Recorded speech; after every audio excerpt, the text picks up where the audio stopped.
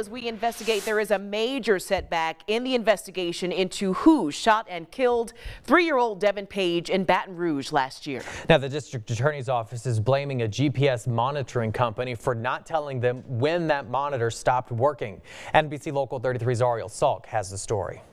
I shouldn't have ran out of equipment like that to cause me to do that. So, yeah, I take responsibility. A little over 1 year ago, 3-year-old Devin Page was shot in his sleep. The crime has yet to be solved. Recently, investigators reportedly found a gun that was used the night of the murder. That gun was one of the 2 guns used in the shooting, not the gun that was used to kill. Police say they found the gun on a juvenile who was out on bond for second-degree murder. He was ordered to wear an ankle monitor. Thought that we would have a gold mine of information one way or the other. Either he was there or he wasn't there if the ankle monitor was properly working. The juvenile's bond ordered 365 days of ankle monitoring, but they continued to track him beyond the last day. When the DA's office requested the details of the juvenile's location from Criminal Tracking Services, LLC, they discovered the information was lost. When we received those records, that were missing a big chunk of time, particularly the time of the Devin Page murder. They found this was part of a large pattern of missing GPS data from the juvenile's monitor. The owner of Criminal Tracking Services, Frederick Hall, says the juvenile routinely forgot to charge his device. He didn't charge his battery, man. I mean, that's just the bottom line.